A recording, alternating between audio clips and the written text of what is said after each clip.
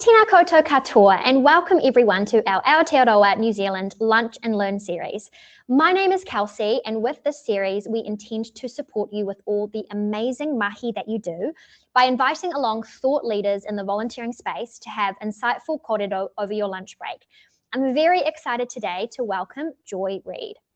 Joy is a distinguished broadcaster and charity CEO. She co-founded the award-winning charity One Mother to Another after her own experience of having a child in hospital, a small act of care that has now grown into a vital support network, now helping more than 7,000 Kiwi families navigate hospital stays and mental health crises each year. Before dedicating herself to the non-for-profit sector, Joy spent 2 decades at the forefront of the New Zealand media. As a senior broadcast journalist for TVNZ, including as Europe correspondent based in London, she covered defining global events, from royal milestones to international crises and the 2011 Christchurch earthquake, earning a reputation for clarity and composure under pressure. Today, Joy brings that same storytelling precision to her leadership and speaking. What began with just 10 care packages has evolved into a powerful volunteer movement, many of whom are former care pack recipients. Joy speaks about how through shared empathy, volunteering has become part of many healing stories, including her own. Welcome, Joy. Thank you so much for being here with us today. Kia ora koutou. Thank you so much for having me. I'm delighted to be here and to share the stories. Amazing. Now, just quickly before we kick things off, for those of you who aren't aware of Rosterfy, we are a volunteer management system who've been around for over 8 years now, and we're used by over 5 million volunteers and staff globally. We've recently ticked over 150 million hours of volunteering powered by Rosterfy across 77 different countries. And we are all about connecting communities to events and causes that they are most passionate about. Here are just some of the logos and organizations that we work with to give you a sense of the complexity. We also work with a lot of smaller local organizations as well, and I'll have a little QR code up at the end if anyone is interested in connecting and learning a little bit more about what we do. But enough about us. Over to you, Joy. You've got the exciting story to tell today, so I'm going to pass it over to you to take it from here. Kia ora. Well, thank you so much for inviting me to be part of this very important mahi and for inviting us to share our conversation. So I just thought I'd share a little bit today about our story and our almost like our accidental journey into a volunteer community. So I want to take you back to 10 years ago, somewhere very simple. There were just 2 mums. We'd had our own hospital experiences, no strategy, no plan, no real sense of what this might become. We just saw a need born out of shared experience. So for me, as you'll see on the slide, that need came from having 3 of my own children in hospital over different periods for different reasons. And if you've ever sat in that place, you'll know just how incredibly vulnerable it is to sit there and just how deeply that trauma can stay with you. So 10 years ago this month, which is a big milestone for us, our very first One Mother to Another care package went out. So you'll see in this slide, Christina, she had a day in hospital with her child, and it was a really traumatic day. And then she went back a few days later, having put together 10 small, simple care packages. You'll see her pictured there with delivering them. And she told me about it, and it just really resonated. And I thought, gosh, what a simple, small, practical gesture to do. It was designed just as a one-off, but we got chatting. And I just wished it was something that had existed when I was in hospital. So we decided to start something. We just started with what we had, a couple of mums in a living room and a shared desire to do something that might make it a little bit easier for someone else. So we didn't start with a volunteering strategy. We just saw a need. And in those early days, it was certainly very hands-on. We packed the care packages ourselves with a few close friends, with people we knew, people we trusted. It was small, it was personal, it was manageable. And you'll see on this slide, which keep that up for a wee bit, you know, we could see that the impact was having an impact, and something started to shift. We began hearing back from mums who had received these care packages in hospital, hearing what it meant to receive one. And that's when something bigger started to form. We saw the impact, and then that essentially formed a vision. So you'll see in this next slide, since we had at first package 10 years ago, we've now delivered over 40,000 care packages to parents and caregivers with a child in hospital and to others in mental health crisis. So we're in 30 South Island hospital wards and working with community groups as well at the moment. And I guess over time, something unexpected really started to happen. People started reaching out to us. They may have received a care package, and we'd get people contacting us saying, hey, do you have a way that, you know, I can help out? And at that point, the answer honestly was no. We didn't have any roles or a volunteering program. We were just doing it ourselves. And suddenly people wanted to be part of it. And so we did the only thing we really knew how to do, and we invited them into our lounges, into our kitchen tables, and started packing these care packages together.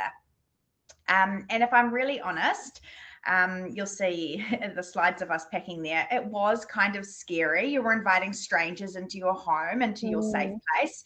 And it was also a cause that was so close to our hearts that inviting people in felt quite nerve-wracking. But alongside that, there was something that was even bigger. And there was this connection element, this warmth, this shared sense of purpose. And slowly, without us planning to, something started to grow, because there were conversations that would happen around the table, stories were shared, people would come back, they'd bring others. And essentially, we realized over time that our volunteer community wasn't something that we built, it was something that was forming organically around us. And as we started to think more seriously about the future of the organisation, we came to quite a pivotal point in 2020. It became clear that we needed to kind of put some structure, I guess, around our volunteering program, which was starting to just happen. Because the people that were coming to volunteer, they weren't just coming necessarily to give time. Many of them had their own story about why they were volunteering. Some of the mums had received a care package themselves in hospital. They'd been, you know, sitting in a hospital room at one of their hardest times in their lives and had one of our care packages. Others were women who had walked that journey many, many years ago, sometimes decades ago, and they've carried that trauma with them for so long, and they just really wanted to help others who were going through that. And so what we began to see was that this really quiet, powerful thread running through all of this mahi. It was like a shared understanding, a shared empathy, a sense, I guess, of kind of, I know what it feels like. And for many of the people that were starting to come along, volunteering was actually part of their own healing journey, just like it was with mine. Beautiful. Yeah, and I remember this one lady coming along and packing a care package, and she was actually crying as she was packing this care package. And so I thought, oh gosh, I better go check in, and maybe she's not okay. So I sort of came alongside her and asked her, oh, you know, are you doing okay? Is everything okay? And, you know, she was then told me that she'd received a care package a few months earlier. She wasn't from New Zealand. She was Brazilian, and she'd received a care package while she was all alone in hospital, and she was packing the care packages for the next load to go out. And she said, you know, I'm just thinking about the mother that's going to receive the care package I'm packing now, and I want my tears to fall on this care package as a way of love. And it really That's spoke so powerful. Yeah. It was like, that's when it really clicked, I think, for me. That our volunteers weren't necessarily just signing up for a role. They were responding to something deeply, deeply personal. One mother to another had started, I guess, as a part of my own healing journey for my 3 kids that had been in hospital, as well as Christina's. And it was a way of processing my own experiences, my own grief, my own trauma.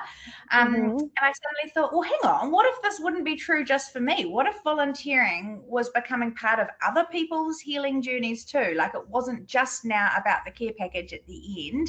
It was about the journey that care package takes, and the ripple effect for people. And once we saw that, we started seeing it everywhere, you know, in the conversations, and the quiet moments, the stories people would share with us. a sense really, I think that something deeper was happening here beyond just the practical art of volunteering.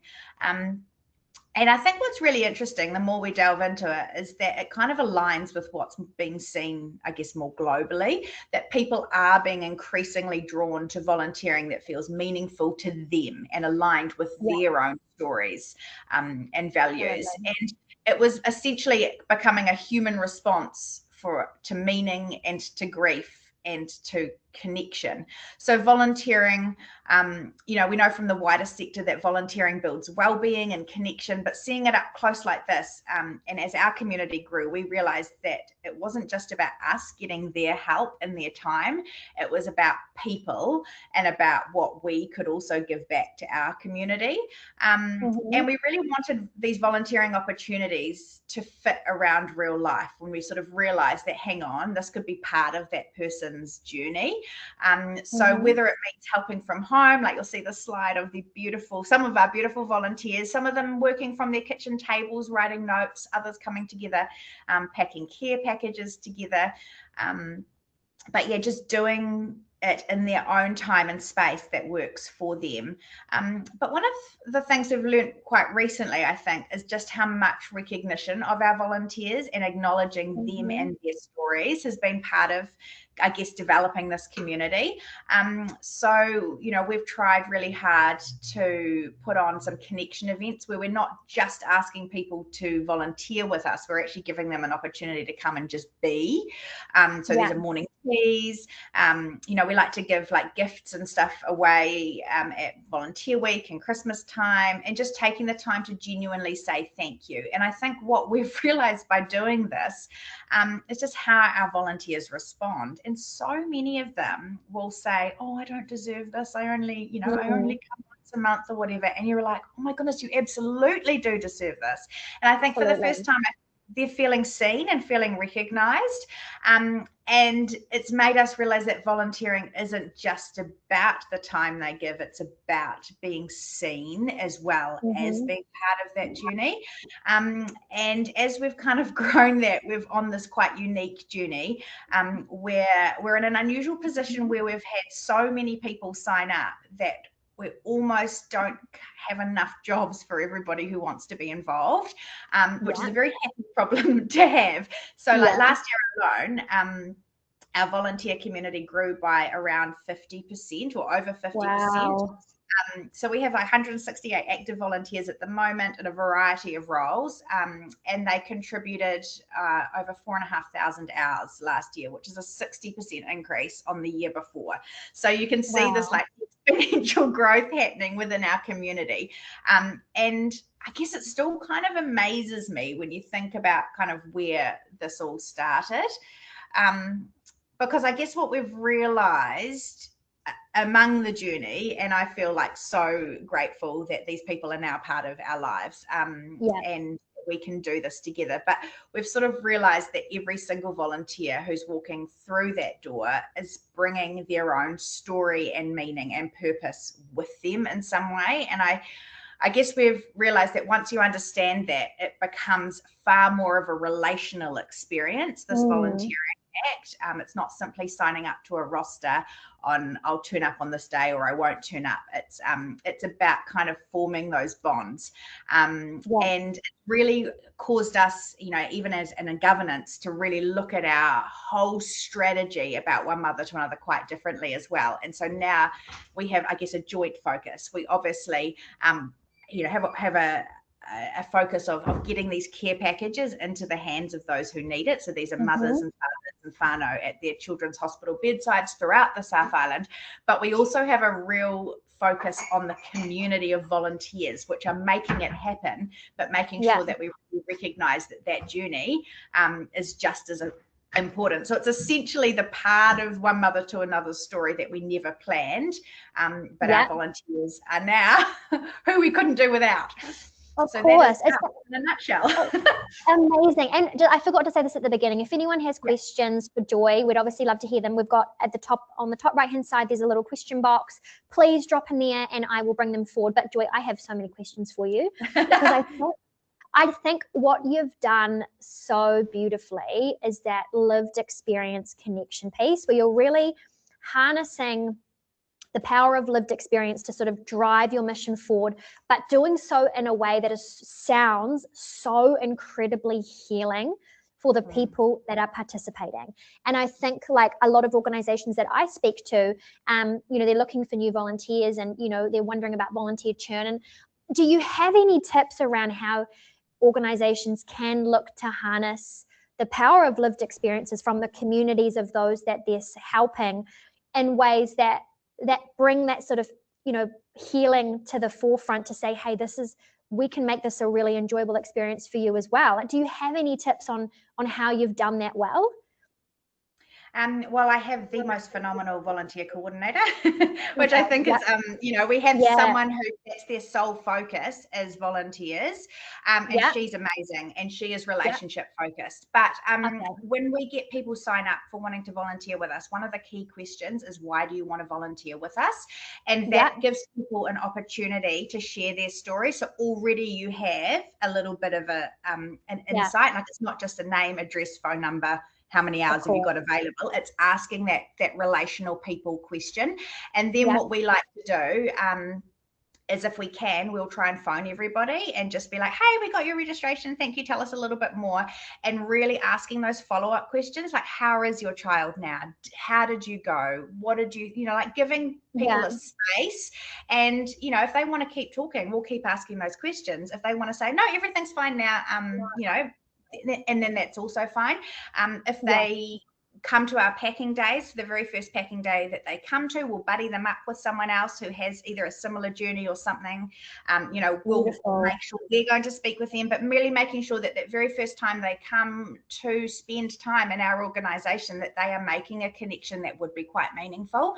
And then really touching base with them throughout that packing process or throughout that volunteering experience. How are you finding it? Is there got any questions? Tell us a little bit about your family. What are you doing after this type scenario? And then checking in with them again at the end, thanking them for coming along. And just making it really clear that if they would like to talk about their journey, we would love to hear it. And if they don't want to talk, that's also fine. But this is a safe place. And you'll find sometimes people will bring their babies in their front packs. And, that's a really great opener.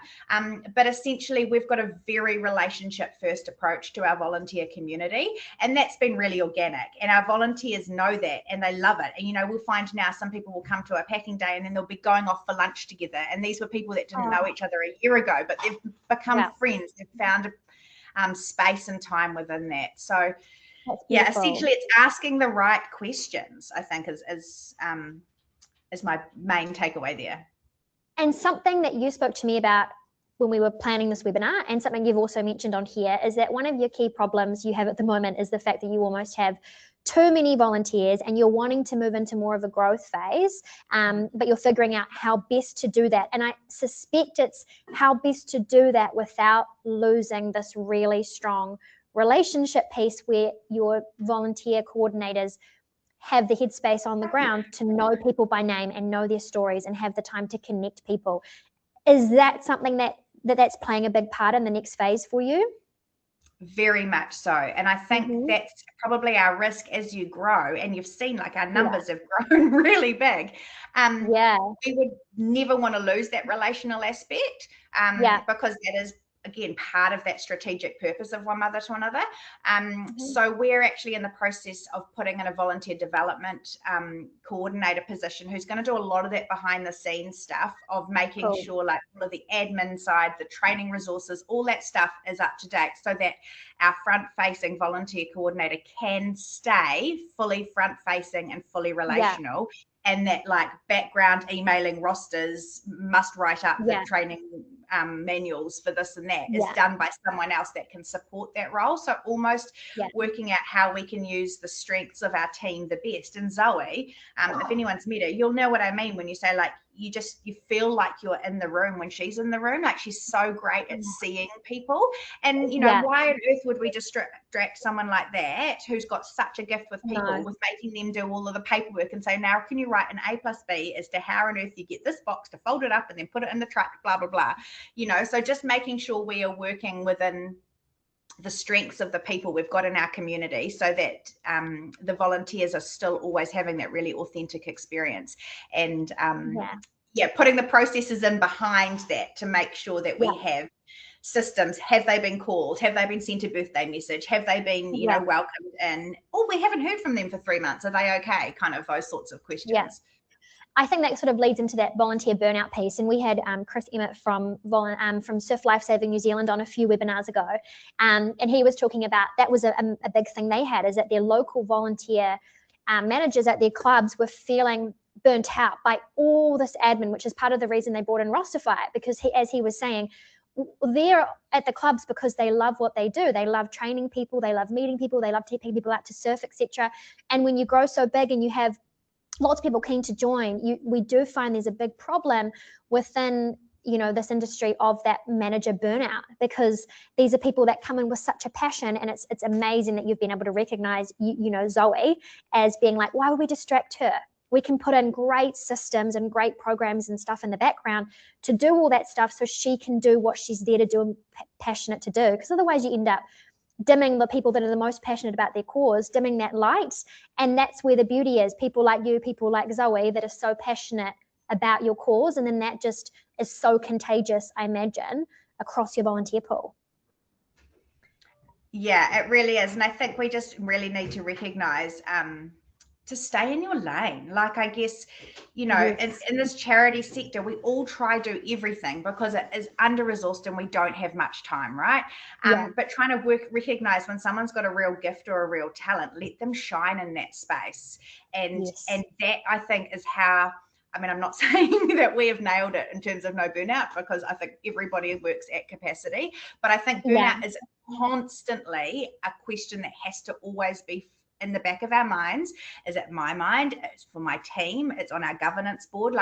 And the way we try and get around that is constant check-ins and being like, okay, cool. What is filling your tank at the moment? Which part of your job are you loving? Because if you love what you do, it doesn't feel like work, which means you won't be going into that burnout space. What part of your job is not loving? Oh, it's the admin side. Let's find someone who wants to do that, or how can we make that better? So trying to stick in that. If you are so passionate and purposeful and that's what you love, try and letting your team do that bit. And we've actually found as well that there are so many volunteers that are coming in and they want to help more than we have availability for them to. But actually they've got these insanely beautiful skills that could really help in that backroom piece. Like, we've had one volunteer come on.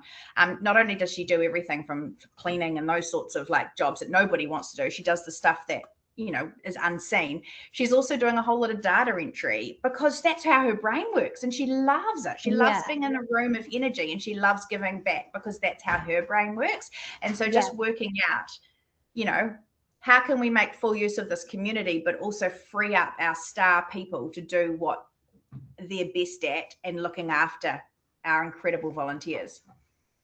Absolutely. Now, something I do want to touch on is your experience in journalism and then also the non-for-profit sector. And you're clearly a sensational storyteller. So how do you think that storytelling piece and the skills that you have helped to shape the way that you engage with your volunteers and then build that community? Because I think that's also something from speaking to organizations that might often be missing, or they're trying to find the crux of what that is. So do you have any tips for other organizations? Thank you. That's very kind. I guess I went into One Mother to Another. That was the only thing I felt like I brought to the table. Like, I'm not an entrepreneur. I'm not a high visionary. And sometimes I sit there being like, oh, it'd be so much easier if I was. But I do tell stories, and I can recognize a story, and I love stories. Like, that is my lane, is stories. And I think I've been really lucky because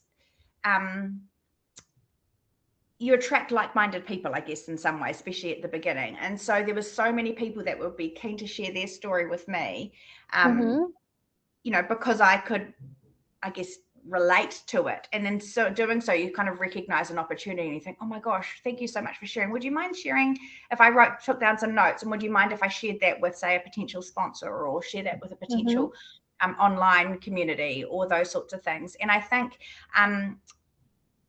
people back people rather than facts. And so I think I have been really lucky in that, with people trusting me with their stories and us being able to share and engage them, we've been able to build a community that is built on like-minded stories. And I guess in some ways we're also lucky that our stories most of the time have happy endings. And so I think that's really been really beautiful too. Like you can kind of go through that whole process with people. But my biggest advice would be to keep telling those stories, because your annual reports or those sorts of things, if you're seeing X number, I've just done the exact opposite too. I've thrown you metrics showing you that we've had our volunteer growth, blah, blah, blah. But that's not really what people are going to remember. People are going to remember the true volunteering stories about the connection and the care and how their life changed and how they were healed from this trauma, or how they made their best friend, or those sorts of things. That is the bit they're going to connect with. And so finding those stories and weaving them through all of your mahi all the time is what's going to keep people connected and keep people motivated. I start our packing days, if I can, most time with a bit of feedback and a story of someone who's received our care package. Just sort of reminding people, as you are packing these things together, it might feel mundane, but don't forget, this is going to be put in the hands of someone like this mother here, who said that it, helped her reset after panic. It was, made her feel so seen and so loved, and just reminding people about that purpose, and that purpose coming through stories. And I think that's just, we look at even our culture and Te Ao Māori, it's all based on that storytelling, that relationship, and being able to build on that is, I think, a real gift. So if you can try and capture the stories of the people around you, because if you don't ask, you won't know. And so I think it's often, it can be some of the quietest volunteers, right? Or the quietest people. And if you don't ask, you don't get the real sort of gold nuggets in there of, wow, this is an amazing story. And I think it's obviously what you've done is quite unique, but I myself volunteer with Lifeline. I did it in New Zealand and Australia on the phones. And majority of the volunteers I come into contact with, they have a lived experience of suicide or self-harm or etc., whether it's someone they know or themselves. And so whenever I get talking to these other volunteers myself, I'm like, gosh, there's the most beautiful stories. And a lot of that is that healing that comes through that. And I think we don't speak about that enough. We don't speak about, it's obviously thinking about people in numbers, yes, and wanting them to come along and support your mission. But each of them have their own unique story, right? And those stories, if you can also utilize your volunteers to feed back into marketing, as you've said, that is where the real power is, and real impact comes from by hearing these sort of full circle moments of people that have gone through such a trauma, like so many of the mothers of yours that get involved. And then there's such a healing, beautiful moment and that shared community of being around other females, which is also just so powerful in its own right, and healing together and doing something for women that were in that same space. So honestly, Joy, just stunning. I've loved this conversation. We're coming rapidly to the end of the 30 minutes. I always question whether these conversations are long enough, but they are lunch break conversations. So is there anything, like sort of one final last piece of advice that you might give to any volunteer managers out there that you've learned from your journey? If there's one thing you could give advice to anybody, what would that one last piece of advice you'd leave everybody with today? Very good question. Hard question, throwing you the hard one at the end. I have always found that going with the organic flow of things, like rather than over planning. And I think that is what it made it feel like, a real collaborative effort, when we've kind of like, we didn't sit and ask for volunteers, they kind of found us. And someone said to me once, the right people will always find you, and you want the right people. And I think that has been so true for us. Like, we don't just want to tell a newspaper ad that says, come volunteer one mother to another, blah, blah, blah. We want people who have that lived experience and that authentic purpose, because they are going to be way more committed and engaged. And I think that does happen organically. And so let the right people find you, because once you've got the right people, they won't leave. And that is just a beautiful community that will form organically around. I love that. Amazing. Well, thank you so much, Joy, for joining us today. It's been, honestly, I feel like I've gotten so much from it. And I'm sure other people, if we have any other questions that come through, please reach out to me. I can pass them on to Joy. We will have this webinar available up on our website shortly, so you can share it with those around you anyway. But once again, just thank you so much for taking the time. I know you're so busy, and I feel like everyone would have just gotten so much out of the session. So thank you. It's a privilege. Thank you for inviting me. Amazing. And for anyone that wants to learn a little bit more about Rosterfy, here are my contact details as well. You can scan the QR code in the bottom right. We'd love to chat about how we can help out with your program. But otherwise, right on lunch break, mā te wā, everybody. Thank you so much for sharing your break with us today, and we hope to see you again on our next session. Thanks, Joy. Thank you so much for inviting me. I really appreciate it.